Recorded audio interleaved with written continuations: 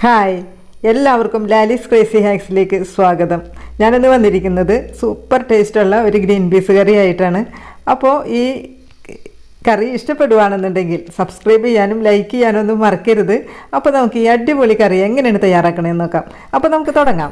അപ്പോൾ ഞാൻ ഈ കറിക്കായിട്ട് എടുത്തിരിക്കുന്ന ഗ്രീൻ പീസ് 1.5 കപ്പാണ്. അപ്പോൾ ഒരു കപ്പിൻ്റെ അളവെന്ന് പറഞ്ഞാൽ 240 ml ഒരു കപ്പ്. അങ്ങനത്തെ 1.5 കപ്പ് ഗ്രീൻ പീസ് തലേ ദിവസം രാത്രിയിൽ വെള്ളത്തിലിട്ട് വെച്ചിരുന്നതാണ്. അപ്പോൾ നന്നായിട്ട് കഴുകിയൊക്കെ വെള്ളത്തിലിട്ടതാണ്.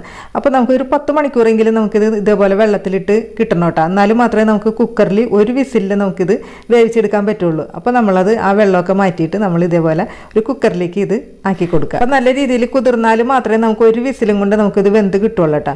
ഇനി നമ്മൾ ഇതിനകത്തേക്ക് ചേർത്ത് കൊടുക്കുന്നത് 2 തക്കാളി. അപ്പോൾ അത്യാവശ്യം പുളിയുള്ള 2 ചെറിയ തക്കാളിയാണ് നമുക്ക് ഇതിനകത്തേക്ക് ചേർത്ത് കൊടുക്കുന്നത്. അപ്പോൾ തക്കാളിക്ക് ഒരല്പം പുളി വേണം കേട്ടോ, എന്നാലേ കറിക്ക് ടേസ്റ്റ് ഉണ്ടാവുള്ളൂ. അപ്പോൾ അത് നമുക്ക് ഇതിനകത്തേക്ക് ചേർത്ത് കൊടുക്കാം. ഇനി നമ്മൾ ചേർത്ത് കൊടുക്കുന്നത് ഒരു നല്ല എരിവുള്ള പച്ചമുളകാണ്. അപ്പോൾ അതുകൊണ്ട് ഒരെണ്ണമാണ് ഞാൻ ചേർത്തിരിക്കുന്നത്. പിന്നെ നമുക്ക് കറിക്ക് ആവശ്യത്തിനുള്ള ഉപ്പ് വേണമെന്നുണ്ടെങ്കിൽ നമുക്ക് പിന്നീട് ചേർത്ത് കൊടുക്കാം. പിന്നെ നമ്മൾ ഇതിനകത്തേക്ക് ഒഴിക്കുന്നത് വെള്ളം ഒഴിച്ചു കൊടുക്കേണ്ടത് 1.5 കപ്പ് അളവിലുള്ള വെള്ളം ഒഴിച്ചു കൊടുക്കുന്നുണ്ട്. അപ്പോൾ വെള്ളത്തിൻ്റെ അളവെന്ന് പറഞ്ഞാൽ നമ്മളിങ്ങനെ നോക്കുമ്പോൾ ആ ഗ്രീൻ പീസിൻ്റെ മേലെ ഇങ്ങനെ കൃത്യം ആയിട്ട് ഇങ്ങനെ നിൽക്കണം, ഈ കാണുന്ന രീതിയിൽ. അപ്പോൾ ഒട്ടും കൂടി പോവണ്ട. കാരണം ഇതിനകത്തേക്ക് നമ്മളിനി മസാലയൊക്കെ ചേർത്ത് കൊടുക്കുമ്പോൾ ചിലപ്പോൾ വെള്ളമൊക്കെ ഇനി നമുക്ക് അഡ്ജസ്റ്റ് ചെയ്ത് ഒഴിക്കേണ്ടതല്ലേ. അപ്പോൾ അതൊക്കെ നോക്കിയിട്ട് വെള്ളം ഇതേപോലെ ഒഴിച്ചു കൊടുത്ത് നമുക്ക് കുക്കർ അടച്ചിട്ട്, അപ്പോൾ ഈ കുക്കറിൽ എനിക്ക് ഒരു വിസിൽ നമുക്ക് മതിയാവും. അപ്പോൾ നമുക്ക് ഈ ഒരു വിസിലിൽ നമുക്ക് ഈ ഗ്രീൻ പീസ് വെന്ത് കിട്ടിയില്ലെങ്കിൽ നമുക്ക് പിന്നീട് വേണമെങ്കിൽ ഒരു വിസിലും കൂടി ആക്കി കൊടുത്താൽ മതി. അപ്പോൾ ഗ്രീൻ പീസ് ഒരുപാട് അങ്ങോട്ട് വെന്ത് പോകാൻ പാടില്ല, കുഴഞ്ഞു പോകാൻ പാടില്ല. അപ്പോൾ എനിക്കിവിടെ ഒരു വിസിൽ കറക്റ്റാണ്. അപ്പോൾ ഞാൻ ഈ ഒരു വിസിൽ വന്നപ്പോൾ ഫ്ലെയിം ഓഫാക്കി ഇട്ടിട്ടുണ്ട്. ഇനി നമുക്ക് ഇതിൻ്റെ പ്രഷർ പോകുമ്പോഴേക്കും നമുക്ക് ഇതിലേക്ക് വേണ്ട അരപ്പൊക്കെ നമുക്ക് റെഡിയാക്കാം. അപ്പോൾ അതിനായിട്ട് നമ്മൾ ഇതുപോലെ ഒരു പാൻ വെച്ച് കൊടുത്തിട്ടുണ്ട്. അപ്പോൾ പാൻ ചൂടായിട്ടുണ്ട്. അപ്പോൾ ഒരു മീഡിയം ഫ്ലെയിമിലേക്ക് നമുക്ക് ലോ ടു മീഡിയം ഫ്ലെയിമിലേക്ക് ഇത് മാറ്റി കൊടുക്കാം. അതിലേക്ക് 2 കറുവപ്പട്ട നന്നായിട്ട് കഴുകണം കേട്ടോ. കഴുകിയതിന് ശേഷം വേണം ഇതേപോലെ ഇട്ട് കൊടുക്കാൻ. പിന്നെ നമ്മൾക്ക് വേണ്ടത് കരയാമ്പൂ, അതൊരു 6-7 എണ്ണം, അതും നന്നായിട്ട് കഴുകണം. പിന്നെ നമ്മൾ ഇതിനകത്തേക്ക് ചേർത്ത് കൊടുക്കുന്നത് ഒരു 1/2 ടീസ്പൂൺ പെരിഞ്ജീരകം, ഒരു 1/4 ടീസ്പൂൺ കുരുമുളക്. ഇനി ഈ ചേർത്ത് കൊടുത്തതെല്ലാം കൂടി ഒന്ന് ചെറുതായിട്ടൊന്ന് മിക്സ് ചെയ്ത് കൊടുക്കുക. ചെറുതായിട്ടൊന്ന് ചൂടായാൽ മാത്രം മതി. അതിലേക്ക് നമുക്ക് ഒരു 4 ടേബിൾ സ്പൂൺ അളവിലുള്ള നാളികേരം ചിരകിയത് ചേർത്ത് കൊടുക്കുക. പിന്നെ നമുക്ക് അതിൻ്റെ കൂടെ തന്നെ 3 ചെറിയ ഉള്ളി, അപ്പോൾ അതൊന്ന് കട്ട് ചെയ്തിട്ടുണ്ട് കേട്ടോ. പിന്നെ നമ്മൾ 3 ചെറിയ വെളുത്തുള്ളി, പിന്നെ ഈ ഒരു വലിപ്പത്തിലുള്ള ഇഞ്ചി ഒന്ന് ചെറുതായിട്ട് കട്ട് ചെയ്തിട്ടുണ്ട്. പിന്നെ ഒരു അല്പം മാത്രം കറിവേപ്പില.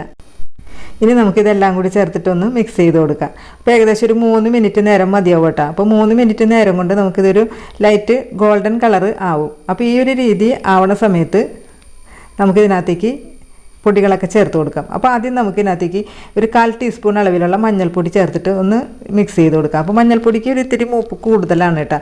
അപ്പോൾ എന്നാലും അതിൻ്റെ ആ ഒരു റോ ടേസ്റ്റ് ഒന്നും ശരിക്കും അങ്ങോട്ട് മാറി വരുള്ളൂ. അപ്പോൾ ഇത്ര മതി. ഇനി നമുക്കിതിലേക്ക് ഒരു 2 ടീസ്പൂൺ മല്ലിപ്പൊടി, പിന്നെ ഒരു 1.5 ടീസ്പൂൺ നല്ല മുളക് പൊടി, നല്ല എരിവുള്ള മുളക് പൊടിയാണ്. അപ്പോൾ മുളക് പൊടി ഓരോരുത്തരുടെ ഇഷ്ടമനുസരിച്ചൊക്കെ ചേർത്ത് കൊടുക്കട്ടെ. അപ്പോൾ നമ്മളിതിനകത്ത് കുരുമുളക്, പച്ചമുളക് എല്ലാം ചേർത്തിട്ടുണ്ടല്ലോ. അപ്പോൾ അതിൻ്റെ ആ പച്ച ടേസ്റ്റൊക്കെ ഒന്ന് മാറുന്നത് വരെ നമുക്ക് ഇതേപോലെ ഒന്ന് ഫ്രൈ ചെയ്തെടുക്കാം.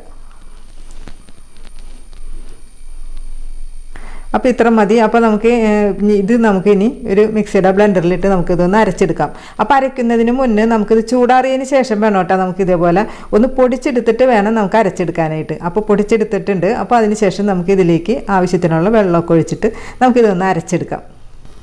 ഇപ്പോൾ നന്നായിട്ട് അരഞ്ഞ് കിട്ടിയിട്ടുണ്ട്. ഇത് നമുക്ക് നീക്കി വെച്ചതിന് ശേഷം നമുക്ക് ഗ്രീൻ പീസ് വെന്തിട്ടുണ്ടോ എന്ന് നമുക്ക് കുക്കർ തുറന്ന് നോക്കാം. അപ്പോൾ ഞാൻ നോക്കിയപ്പോഴും ഇത് കറക്റ്റ് വേവാണ്, കറക്റ്റ് പാകമാണ്. അപ്പോൾ ഒരെണ്ണം ഇങ്ങനെ പ്രസ് ചെയ്ത് നോക്കുമ്പോൾ വളരെ സോഫ്റ്റായിട്ട് നമുക്ക് കിട്ടണം, അല്ലാണ്ട് വെന്ത് കുഴഞ്ഞു പോകാൻ പാടില്ല. അപ്പോൾ ഈ സമയത്ത് വെന്തിട്ടില്ലെങ്കിൽ ഒരു വിസിലും കൂടി വെച്ച് കൊടുത്താൽ മതി കേട്ടോ. അപ്പോൾ കറക്റ്റായിട്ട് വന്നോളും. ഇനി നമുക്ക് കറിയാക്കി തുടങ്ങാം. അപ്പോൾ അതിനായിട്ട് ഒരു പാൻ വെച്ച് കൊടുത്തിട്ടുണ്ട്. അപ്പോൾ പാൻ ചൂടായിട്ടുണ്ട്. അപ്പം ഫ്ലെയിം എപ്പോഴും ശ്രദ്ധിക്കുക, ഒരു മീഡിയത്തിലേക്ക് ലോ ടു മീഡിയത്തിലേക്ക് മാറ്റി കൊടുക്കുക. അതിലേക്ക് 2 ടീസ്പൂൺ വെളിച്ചെണ്ണ ഒഴിച്ച് കൊടുക്കുക. അപ്പോൾ വെളിച്ചെണ്ണ ചൂടായിട്ടുണ്ട്. അതിലേക്ക് ഒരു 1/4 ടീസ്പൂൺ കടുക്, പിന്നെ ഒരു സവാള അരിഞ്ഞത് അതും കൂടി ചേർത്തിട്ട് ഒന്ന് മിക്സ് ചെയ്ത് കൊടുക്കുക. അപ്പോൾ 1 മിനിറ്റ് നേരം നമുക്ക് സവാള ഇതേപോലെ ഒന്ന് വഴറ്റി കൊടുക്കുക. അപ്പോൾ പെട്ടെന്ന് വഴന്ന് വരാൻ വേണ്ടിയിട്ടും പിന്നെ ഈ സവാളയിൽ ഒരല്പം ഉപ്പൊന്ന് പിടിക്കാൻ വേണ്ടിയിട്ട് ഒരല്പം മാത്രം നമ്മൾ ഉപ്പ് ചേർത്തിട്ടൊന്ന് വഴറ്റാം. ഇനി ഈ സവാളയുടെ കളറൊന്ന് മാറി വരുന്ന സമയത്ത് നമുക്ക് ഇതിനകത്തേക്ക് ഒരല്പം മസാലകൾ ചേർത്ത് കൊടുക്കാം. ഒരു അല്പം മാത്രം മഞ്ഞൾപ്പൊടി, 1/4 ടീസ്പൂൺ മുളക് പൊടി, ഒരു 1/4 ടീസ്പൂൺ ഗരം മസാല. അപ്പോൾ നമ്മൾ ഓൾറെഡി ഇതൊക്കെ ചേർത്തിട്ടുള്ളതാണ്, എന്നാൽ പോലും ഒരു ഫ്ലേവറിന് വേണ്ടിയിട്ടാണ് നമ്മളിപ്പോൾ ഇത് ചേർത്തത്. അപ്പോൾ ഇത്ര മതി. അതിൻ്റെ പച്ച ടേസ്റ്റൊക്കെ ഒന്ന് മാറി വന്നിട്ടുണ്ട്. ഇതിലേക്ക് നമ്മൾ അരച്ച് വെച്ച അരപ്പ് ചേർത്ത് കൊടുക്കാം. ഇനി വീണ്ടും നമുക്ക് നല്ല രീതിക്ക് തന്നെ ഇതൊന്ന് വഴറ്റി കൊടുക്കണം. അപ്പോൾ ഇതിനകത്തേക്ക് വെള്ളത്തിൻ്റെ കുറവുണ്ട്. അപ്പോൾ നമുക്ക് ആ അരച്ച് വെച്ച ആ ബൗളിലേക്ക് കുറച്ചും കൂടി വെള്ളം കൂടി ചേർത്തിട്ട് നമുക്ക് ഇതിനകത്തേക്ക് ആവശ്യത്തിന് വെള്ളം ചേർത്തിട്ട് നമുക്ക് ഗ്രേവിയൊക്കെ ഓരോരുത്തരുടെ ഇഷ്ടമനുസരിച്ചൊക്കെ ആണല്ലോ, അപ്പോൾ ആ വെള്ളമൊക്കെ അതേപോലെ ചേർത്ത് കൊടുക്കുക.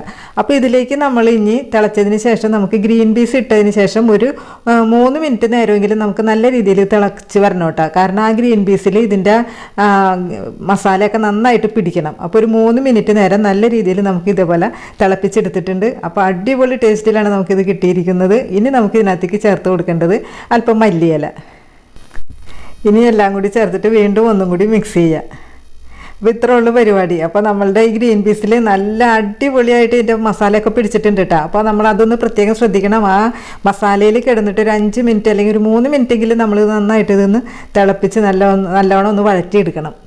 അപ്പോൾ ഇതിൻ്റെ നല്ലൊരു മണവും പിന്നെ അതുപോലെ തന്നെ നമ്മൾ എടുക്കുന്ന തക്കാളിക്ക് നേരിയൊരു പുളി വേണം കേട്ടോ, എന്നാലും മാത്രമേ കറി പെർഫെക്റ്റ് ആയിട്ട് നമുക്ക് കിട്ടുള്ളൂ.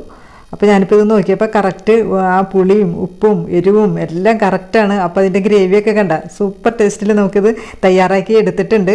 അപ്പോൾ ഇതിനകത്ത് ഗ്രേവിയുടെ ആ ചാറ് കുറവാണെന്നുണ്ടെങ്കിൽ ഒരല്പം തിളപ്പിച്ച വെള്ളം തന്നെ ഒഴിക്കണം കേട്ടോ, പച്ചവെള്ളം ഒഴിക്കരുത്. അപ്പോൾ അതൊന്ന് ശ്രദ്ധിച്ചാൽ മതി. അപ്പോൾ ഇത് കറക്റ്റ് ഗ്രേവിയാണ്, നമ്മുടെ അപ്പത്തിൻ്റെയൊക്കെ കൂടെ കഴിക്കാനായിട്ട് നല്ല കറക്റ്റ് പാകമാണത്. അപ്പോൾ ഈ മസാലക്കറി ഇഷ്ടപ്പെട്ടെങ്കിൽ തീർച്ചയായിട്ടും ഒന്ന് സബ്സ്ക്രൈബ് ചെയ്യാനും ലൈക്ക് ചെയ്യാനും ഒന്നും മറക്കരുത് കേട്ടോ. അപ്പോൾ നമുക്കൊരു അടിപൊളി വീഡിയോ ആയിട്ട് വീണ്ടും വരാം. അതുവരേക്കും എല്ലാവരും ഹാപ്പി ആയിട്ടിരിക്കാം. ടാറ്റാ.